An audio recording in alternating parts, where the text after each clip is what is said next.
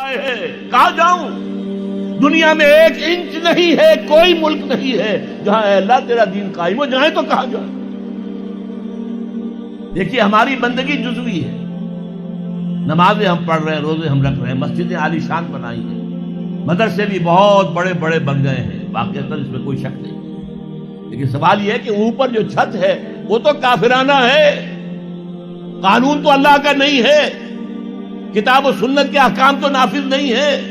ہاں نماز ہے، روزہ ہے، حج ہے، زکوٰۃ ہے، تو نماز اور روزہ تو ہندوستان میں بھی ہو رہا ہے۔ تو چند ایک مسجدیں ہیں جنہیں وہ تاریخی اعتبار سے کہتے ہیں کہ یہ ہمارے مندر ہوتے تھے جنہیں مسجد بنایا گیا، ورنہ وہاں پر ہزاروں لاکھوں مسجدیں ہیں، آباد ہیں، لوگ نمازیں پڑھتے ہیں، کوئی روکتا ہے انہیں؟ ہم نے یہ ملک بنایا تھا کہ یہاں اسلام کا نظام قائم کریں گے۔ نماز تو آپ امریکہ میں جا کر پڑھیے، امریکہ کو کوئی اعتراض ہی نہیں، لیکن تم کہو کہ اسلام کا نظام ہم قائم کریں گے، نہیں کرنے دیں گے تمہیں کبھی بھی۔ تم چاہو کہ تم اسلام کا معاشی نظام قائم کرو، کبھی اجازت نہیں دیں گے۔ تم چاہو کہ اسلام کی معاشرتی اقدار کو تم قائم کرو، کبھی نہیں کرنے دیں گے۔ یہ ہے اس وقت جو ہمارے ساتھ پیش آ رہا ہے معاملہ، پورا مغرب اس پر اڑا ہوا ہے، اسلامی نظام کہیں نہیں آنے دے۔ ہاں نمازیں پڑھو، ہمیں کوئی اعتراض نہیں، روزے رکھو، تم روزے 30 کی بجائے 100 رکھو، ہمارا کیا لیتے ہو؟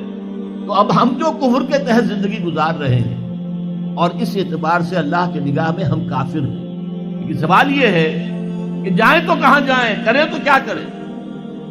نظام کفر کا ہے، قرآن کہتا ہے وَمَن لَّمْ يَحْكُم بِمَا أَنزَلَ اللَّهُ فَأُولَٰئِكَ هُمُ الْكَافِرُونَ۔ جو لوگ قرآن کی، اللہ کی اتاری ہوئی شریعت کے مطابق فیصلے نہیں کرتے، وہی تو کافر ہے۔ اور کافر کسے کہتے ہیں؟ اقبال نے کہا نا، بتوں سے تجھ کو امید ہے، خدا سے نو امیدی، مجھے بتا تو صحیح اور کافری کیا ہے؟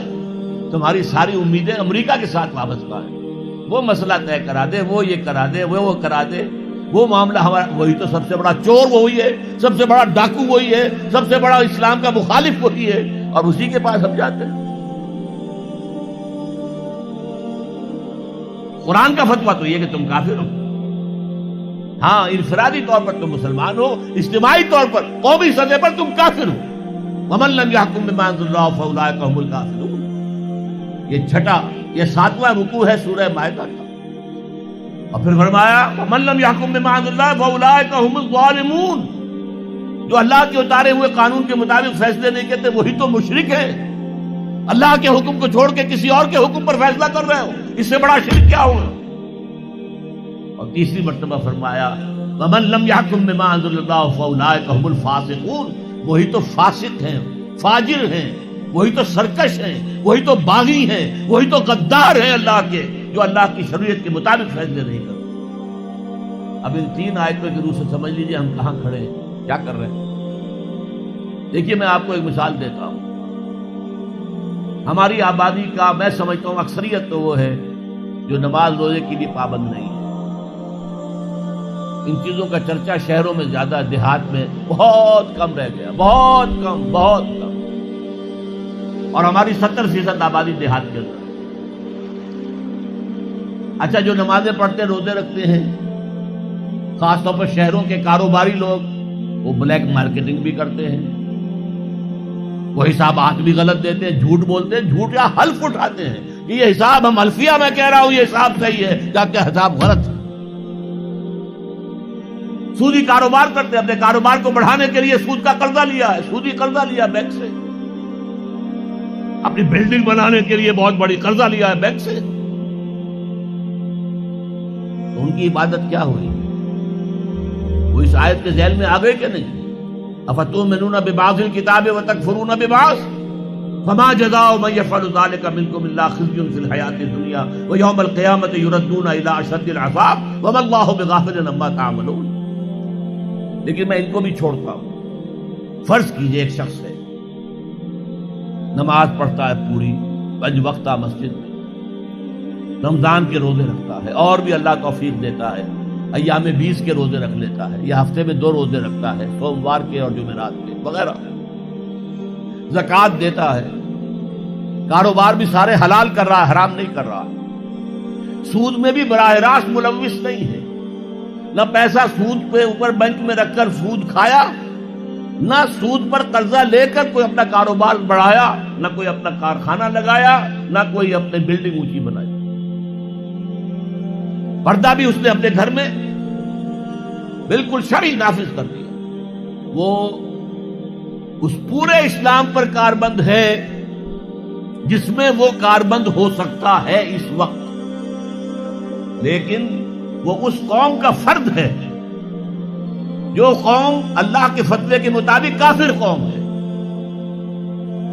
جو اللہ کے فتوے کے مطابق مشرک قوم ہے، جو اللہ کے فیصلے کے مطابق فاسق و فاجر قوم ہے۔ قوم کے فرد تو ہم اسی کے ہیں۔ چور کا ہاتھ تو نہیں کاٹا جا رہا، ڈاکوؤں کو وہ سزا تو نہیں جا رہی سورہ مائدہ میں جو آئی ہے، ان کے ہاتھ اور پاؤں مقابل سم سے کاٹ دیے جائیں، یا یہ کہ انہیں ملک سے باہر دفع کر دیا جائے، قتلوا تقتیلا، ان کے ٹکڑے کر دیے جائیں۔ ڈاکوؤں کو کوئی سزا ملتی ہے ایسے؟ لیکن اصل میں جو لوگ شور مچا رہے ہیں وہ ہیں جو کہتے ہیں کہ یہ اسلامی سزائیں وحشیانہ ہیں۔ بے نظیر بھٹو کا کہنا ہے یہ وحشیانہ سزائیں ہیں، اللہ کی دی ہوئی سزائیں وحشیانہ ہیں۔ معاذ اللہ ثم معاذ اللہ ثم معاذ اللہ کلمہ کفر ہے۔ اب اس کا کیا علاج ہے ہمارے پاس؟ کیا کریں؟ میری بات کو توجہ سے سنیے۔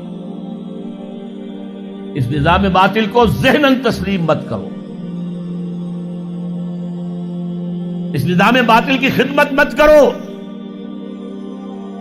Don't reconcile with it, don't serve it, don't support it. اس نظام کے تحت پھلنے پھولنے دولت مند بننے کی کوشش مت کرو،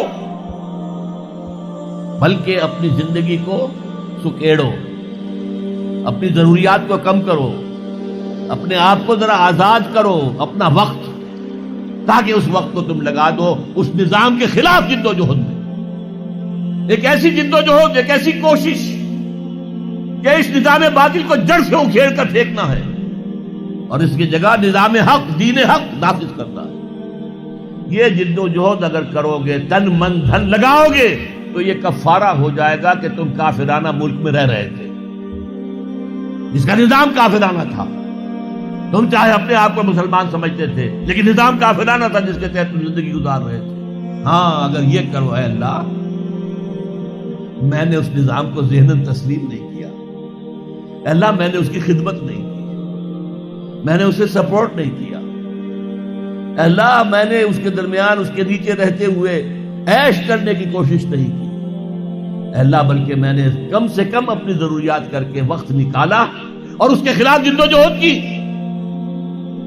اس نظام کو اکھاڑ کر پھینکنے کے لیے کوشش کی، اور تیرا نظام لانے کی جد و جہد کی۔